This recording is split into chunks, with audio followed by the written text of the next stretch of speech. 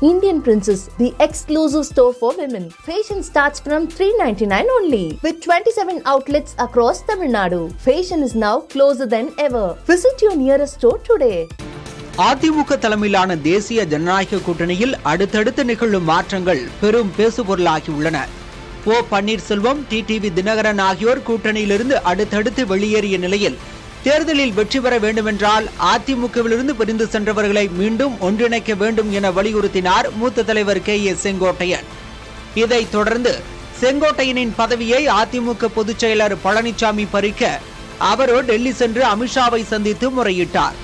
அது அதிமுகவின் உட்கட்சி பூசலுக்கு பாஜகவே காரணம் என்ற எதிர்க்கட்சிகளின் விமர்சனத்தை மேலும் கூர்மைப்படுத்தியது. இது ஒருபுறம் இருக்க, கூட்டணியிலிருந்து வெளியேறிய தினகரன் பழனிசாமிக்கு எதிராக தினமும் ஒரு குண்டு போட்டு வருகிறார். பழனிசாமி தான் முதல்வர் வேட்பாளர் என்று அமித்ஷா சொல்லவே இல்லை என்ற அவர், பழனிசாமி முதல்வர் வேட்பாளர் இல்லை என்று அறிவித்தால் மீண்டும் தேசிய ஜனநாயக கூட்டணியில் சேர தயார் என்றார்.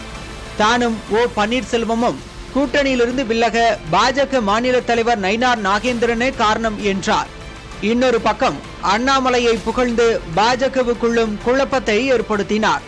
இந்த பரபரப்பான சூழலில் தேசிய ஜனநாயக கூட்டணி குழப்பத்தை சரி செய்யும் முயற்சியில் அமித்ஷா இறங்கியிருப்பதாகவும், அதற்காக பாஜக மாநில தலைவர் நயினார் நாகேந்திரன் டெல்லிக்கு அழைக்கப்பட உள்ளதாக தகவல் வெளியாகியிருக்கின்றன. பழனிசாமி, தினகரன், ஓ பன்னீர்செல்வம் உள்ளிட்டோருடனும் பாஜக மேலிடம் பேசவிருப்பதாகவும் தகவல் வெளியாகியிருக்கிறது. செங்கோட்டையனுடன் பழனிசாமி சேர்ந்தால் ஆதரிக்க முடியாது என அமமுக பொதுச் செயலர் டிடிவி தினகரன் உறுதிபட தெரிவித்துள்ளார்.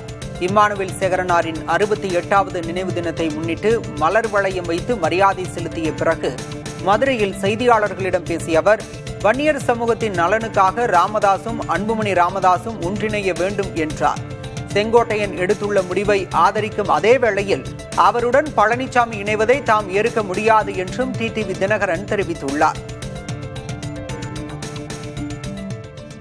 இவரில் யார் செய்கிற முயற்சியும் உறுதியாக, பழனிசாமி என்கிற சுயநல மனிதர் வஞ்சக புத்தியோடு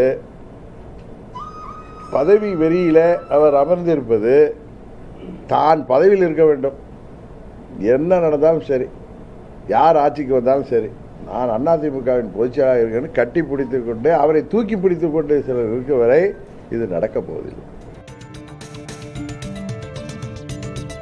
செங்கோட்டையின் விவகாரம் பேசுபொருளாகி வரும் நிலையில் வரும் 14ஆம் தேதி மத்திய நிதி அமைச்சர் நிர்மலா சீதாராமன் சென்னைக்கு வர உள்ளார்.